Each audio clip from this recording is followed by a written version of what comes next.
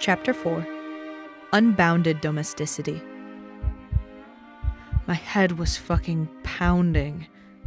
I rolled over in an attempt to find a position that would alleviate any amount of pain, only to be shot directly in the eye by an unforgiving ray of sunlight.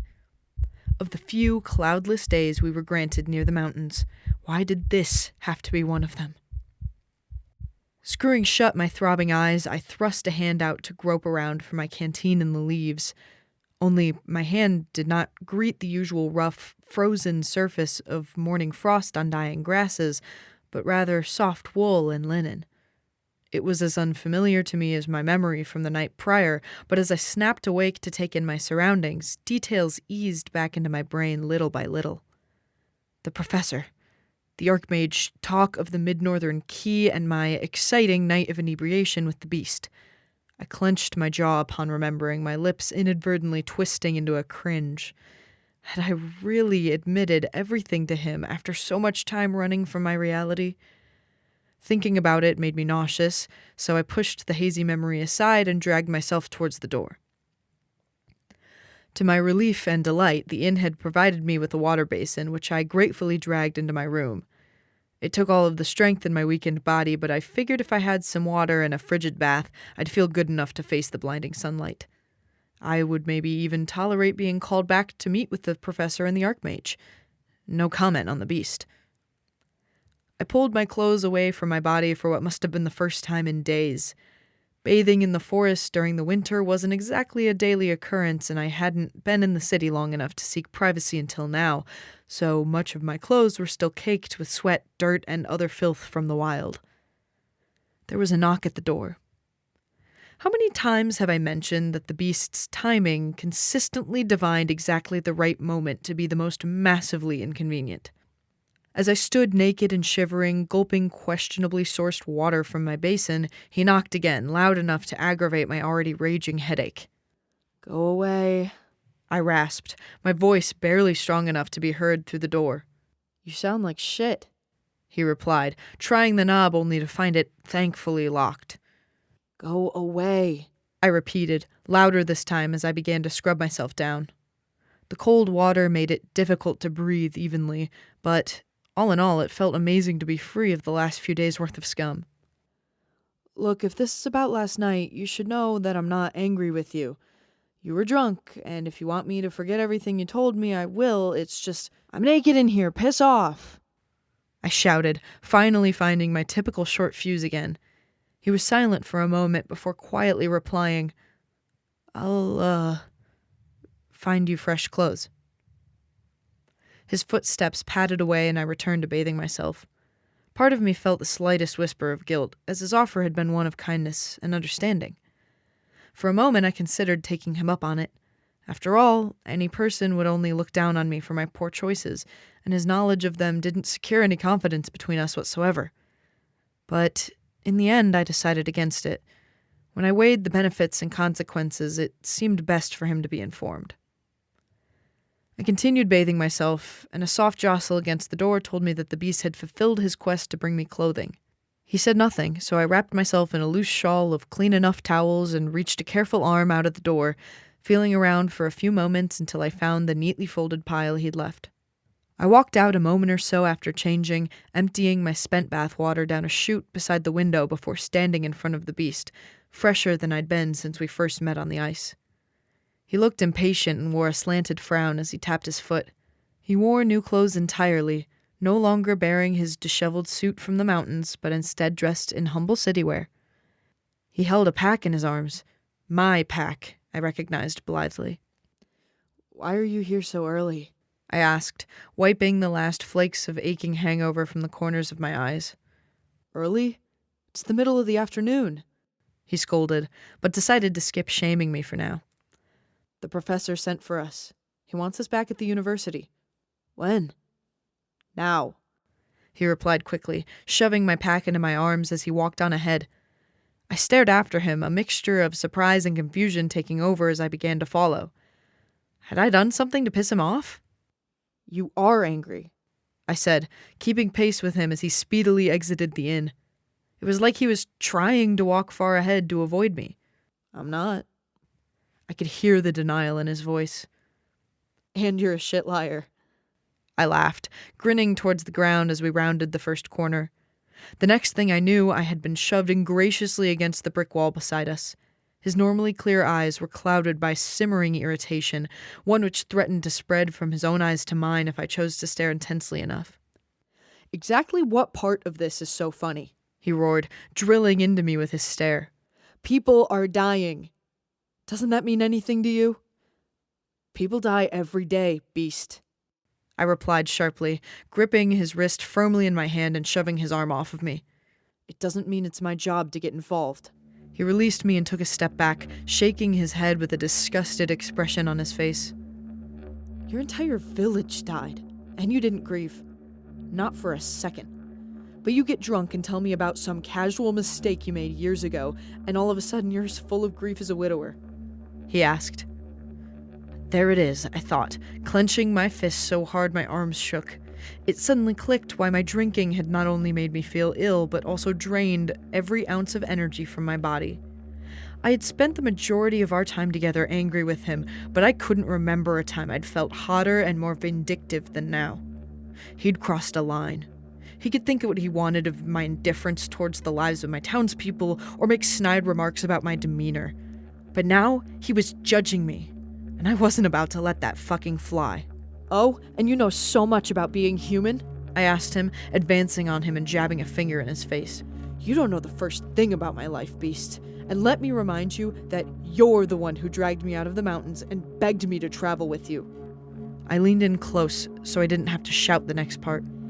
"And don't you ever fucking feed from me again, monster," I snarled, turning on my heel and marching towards the university. I was more eager than ever to be rid of this freak.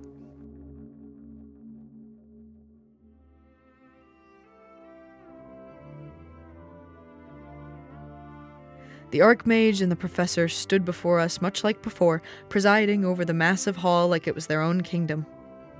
The Archmage's face was inscrutable as ever, revealing nothing of his concerns or thoughts. On the other hand, the Professor was not so obscure with his expressions. A deep crease sat on his brow as his eyes gazed downwards, not quite a shameful stare into the floor, but rather a hardened focus on something far away and unreachable. It shook me to see him filled with such fright. "We've scoured our histories for any information on this being of evil," the Archmage said evenly, his voice betraying nothing of his feelings. "I believe we have found a record of its presence." He held a great volume before him, his wrinkled fingers hardly able to curl around the broad spine of the book. He placed it on his lectern, and a cloud of dust flew into the air, particles of the important history dissipating as he searched for his page. "In Arasado, during the battles of the Balt, but before the Arasadans were eradicated entirely, it is said that they called forth a minor god to their aid. The Tenebrous One," the Professor chimed in. I stopped breathing. I knew that phrase far too well. The beast was silent, and I realized that, though I had explained my history with the Mid-Northern Key, I had never explained its contents. Now wasn't the time, but I would provide what little context I could in this moment. "It's something mentioned in the passage on the key," I told him, not taking my eyes away from the Archmage. "What's written on it is a sort of incantation, like a prayer to banish or curse something. It's not really clear. I always thought it was an interpretive text, like a religious ceremony, but you decided to toy with things that you don't fully understand," the Professor grumbled, having cut me off. I shied away, my headache from this morning beginning to creep back in. I had a horrible feeling that I knew where this was leading. "The Arasadans did the same when they summoned their deity," said the Archmage, sidestepping the Professor's comment. "They called on this being to help them. But according to our few records, it consumed so much of their resources that they began to die out regardless of the war." He shut the book, now regarding the beast and I directly. "The Arasadans, the people of the Balt, and 8 other ancient peoples came together in a time of war to lock away the Tenebrous One, this thing that eats villages. And by stealing and using the key they created together, we believe that you have awoken it again." His tone was heavy, though not directly accusatory. The Archmage was a man of bottomless patience, but the professor was not so calm. "You realize what you've done, don't you?" he asked hurriedly, his face reddening as his words grew louder. "The key is the only weapon in our arsenal. As far as we can tell, it can only be put to sleep with the incantations from all 10 languages. Where is the key now, dear student?" His words were like thorns. My stomach dropped to my feet like a stone sinking in a river. The mid-northern key now sat in the thing's belly, destroyed and eaten just like my cat and my home. "I might have another solution," the beast said, stepping forward and hiding my shame behind his foolish hope. He pulled out the glimmering silver hilt, letting the blade of light shine before the professor and Archmage. They regarded it with immediate deference, which quickly shifted to unease. "An impressive weapon indeed," the Archmage sighed. "Though, I fear it will not save us." "What? Why?" the beast argued. "This can injure it like a knife can cut a man. I've seen it before. When it was summoned in Arisardo, I tried to help them kill it. I wounded it then." "Wounding it may slow it down, but magical toys from the Bolt will not kill it," the professor snarled. "This isn't from the Bolt, it's—" "We may as well be dead already. Without the key, we have nothing. Anything we try will delay the inevitable." The man stormed out, his footsteps echoing through the hall as he left. The Archmage regarded us both with pity. It sickened me. "Keep your weapon hidden, beast. I'm not sure where you acquired such a thing, but using that item may only bring forth further wrath from armies we cannot fight." He rose from his chair and began his slow shuffle towards the door at the back of the chamber. "You may leave. If there is any way to return the key to us, we may be saved. If not, the whole of the world may be consumed at one time or another. Let us pray it will be long before it comes to the city."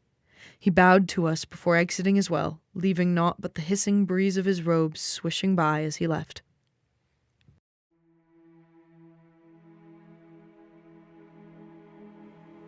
After leaving the university, I had my first stretch of peace and quiet for what felt like days. The beast went off on his own, likely finding a locale of the dreary and destitute in which to feed while I returned to my room at the inn. I gathered my things, finding that the beast had delivered me more than fresh clothes this morning. I was given new supplies like fire starters and fishing lures. My broken tools had been replaced, and I even had a new bundle of dried foods to last me in my life outside the city. These were things that I had lost to the thing when my village was consumed, now returned to me. I felt surprised, considering the thought pleasant for just a moment. Maybe the beast had more of a mind for survival than I originally thought. He'd made the mistake of giving me money as well. It wasn't enough to consider a fortune, but it went beyond simple kindness. Was this his petty idea of a farewell? I scoffed at the gesture, shouldering my newly heavy pack of gear and wandering out of the inn. I nodded to the keeper from across the downstairs tavern to let her know that I wouldn't be returning. She nodded back, a silent agreement that she'd consider the room available. I finally left the inn, no longer tied down by the beast's sly manipulations to keep traveling with me. Nothing had made me feel more relieved. Part of me wanted to leave immediately, throwing caution to the wind and aimlessly wandering back into the wilderness with naught but my current bag of supplies. But my wiser thoughts won out, leading me away from the forest and towards the market. I had ample provisions for a weekend trip, but I needed enough to be self-sufficient. With the idiotic ideas that were bubbling in the back of my mind, I would need gear for all weather and all days. I found myself a tent, a proper backpack that could hold a sleeping roll, freshly made, lined with a waterproof great seal pelt and filled with down feathers. It would keep me warm as I returned to the north, and the tent would keep away rain and ice and snow alike. The pack left me more room for more dried foods and tools and cooking skins galore. With the amount that the beast gave me, I could even afford a sharp, deadly new hunting knife. It would serve me well as I left the moderate climate of the city and moved back towards the mountains where hunting was a necessity. Finally, feeling free and uninhibited, I traveled back towards the north, where my heart pulled me, longing for the place I'd come to know as my home. A tightness settled in my chest as I accepted that I wouldn't be able to stay for long. "Hey, a voice called, and I turned my head to see an idiotic grin and a frantic arm waving to me from a distance. The beast began to jog across the city streets, narrowly avoiding a fast-moving carriage as he rushed to catch up with me. "Wait, where are you going?" I didn't wait for him to catch up before continuing on my way. My sweet freedom was short-lived, and, as it appeared, so was the beast's anger. "I'm going back to the forest," I said firmly. "The city's too loud. I need the quiet so I can focus." "Focus on what?" the beast asked, keeping stride with me as we passed the gates of the city and started away from civilization. "Shouldn't we make a plan? If we can't kill this thing or put it to rest, maybe we could trap it or something," he said thoughtfully. "We won't need to," I replied sharply. Now that we walked away from the crowded streets and back into the brisk coolness of the trees, I could finally collect my thoughts. "We need to set up camp out of earshot of the city. Tell me why you're acting weird, and maybe I'll agree to go back into the wilderness," the beast said. I paused to look him in the eye. "I'm getting the mid-northern key." "How?" "It's eaten. It's gone. But I've studied it. It's in my mind, inside my memories. I know most of it by heart. The only part I need is the 10th language, and I think the thing can help me with that." "Help? Are you actually crazy? Did you hit your head last night or something?" The beast's concern seemed genuine, but I ignored him. "Look, I can talk to it. It worked with me before. It can work with me again. So what are you gonna do?" "I'm gonna invite it back into my dreams." And this is the moment where you might expect some grandiose leap into the middle of action. In a gallant adventure, we'll journey to the thing together and kill it with our own power and wits. The terrible evil trembles before noble heroes, after all. But that, in fact, is not where our odyssey led next. I need to instead use this time to make something clear. It was at this moment that things began to change between the beast and myself.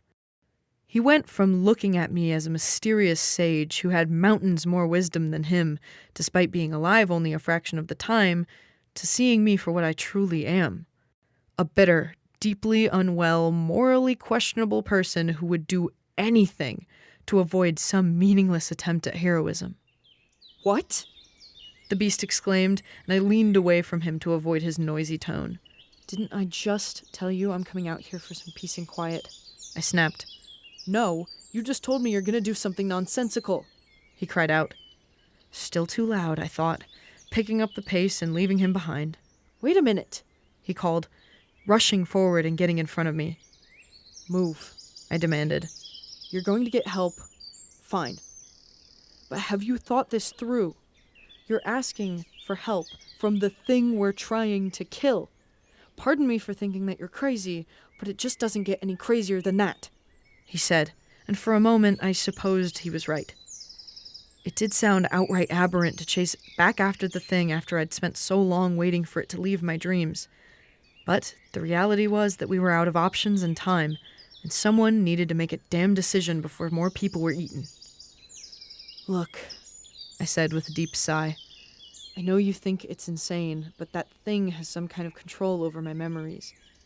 It can make them play like they're really happening, clearer than any dream I've ever had.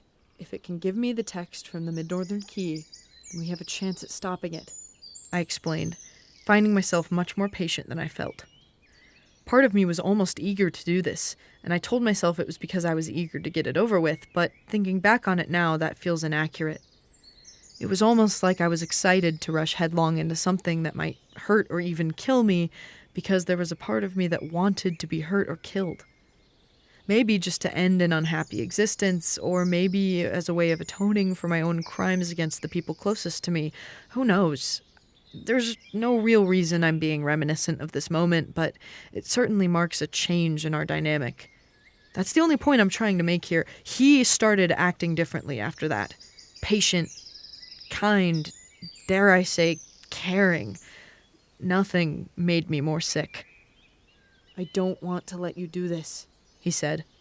I would have laughed if he was attempting to frighten me, but he was looking at me with some sickening smear of pity all over his face. "You want to try to stop me?" I challenged, a dangerous edge in my voice. "Don't think that traveling with me for a few days makes you special.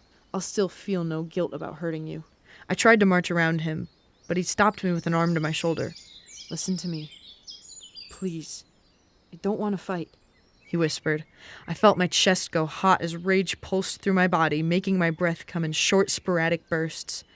I was really getting ready to stab him or tackle him to the ground, but I wanted to do something worse. I wanted him to be afraid. "The thing isn't after me. It's after you," I said heavily, my eyes narrowed into cruel slits. I watched him take a step back in surprise, and a familiar flash of fear crossed his face. "What are you talking about?" he asked. "It called you a coward. It told me in my dreams. It thinks you're running from it," I said darkly as I walked into the trees. He followed, no longer trying to stop me. He was silent for a long while, letting the information process in his brain. Finally, at long last, he stood in front of me again. "I won't leave you alone with it. I promise," he said, giving me that vomit-inducing look of kindness. "I didn't ask for your help, but do whatever makes you feel like a hero," I grumbled. With that, we walked deeper into the trees, finally leaving the grating noise of the city behind us. Incredibly light were the spirits of the prepared outdoorsmen. On our way towards the city, I had to deal with having insufficient, nearly broken tools, almost no food, and hardly the right gear for the days-long journey. But now that I had the correct clothing and adequate resources, I was feeling almost excited for the task at hand.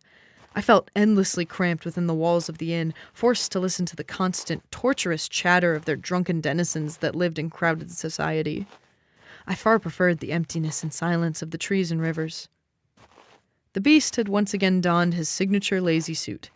His black overcoat with broken-off buttons fluttered in the wind as he sulked behind me, dragging his feet adorned with wrinkled and faded leather shoes. He was clearly unhappy with our solemn duty, but the idea of the thing chasing him specifically had shaken him enough to go along with my unhinged idea. After a long while, I turned back towards him, taking pity on his unnerved state. "Don't you get cold?" I asked, gesturing to his suit. He looked back at me with a wide-eyed face, seeming surprised that I started the conversation. "I don't have the same survival needs as you," he said softly, seeming like he was trying not to anger me. Never was there so fruitless a task. "So, no," I asked, thinking back to when we'd first met. It explained why he was able to go out onto the harsh, frozen sea without any gear on. "Not freezing to death would be a nice perk out here," I commented, and he nodded in silent agreement. For once, he wasn't interested in running his mouth. I nearly felt guilty.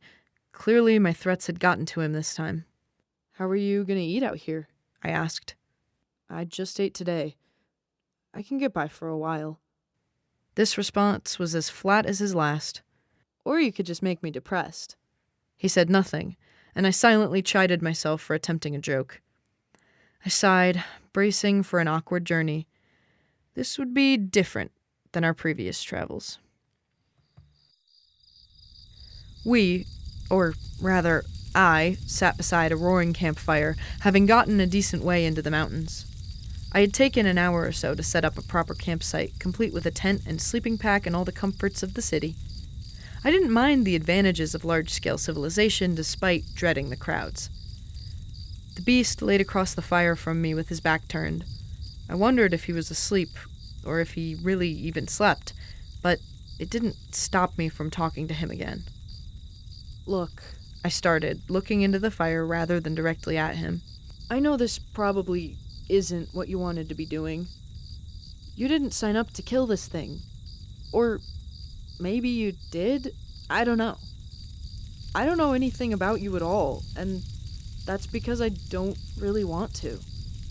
But I didn't sign up for this either, so I'm stuck with you just as much as you're stuck with me," I said, cringing as I reached the end of my sorry monologue. I had something of an apology in mind when I started, but it had come out as further insults. I found that happening a lot when I spoke with him. "Were you just born like that?" he asked, still not turning around. "Like what?" I asked, not understanding what he meant at first. He rolled over, staring at me with a pouting expression through the fire. "A jackass?" he asked, unable to keep the whisper of a grin off of his face. I grinned back, shaking my head slowly. Yeah, I guess I was." I replied, feeling the tension between us melt away. I reached into my pack, letting my hand swim around until it found a small jar I'd bought at the market. I gave him a look that told him something was coming, and he sat up, anticipating my throw quickly enough to catch what I tossed his way. It was a small jar of preserved fish, likely sardines or some other small breed. I didn't really pay attention when I bought them. You said you liked fish. I figured they might help you bitch at me less, I said, then stood up abruptly to head into the tent. I didn't want to risk allowing a touching or tender moment to take place between us. "Good night," he called after me, and despite not looking at him, I could hear the wide smile in his voice. I was glad for the tent. It gave me shelter from my own pleased grin as his satisfaction only barely warmed my heart.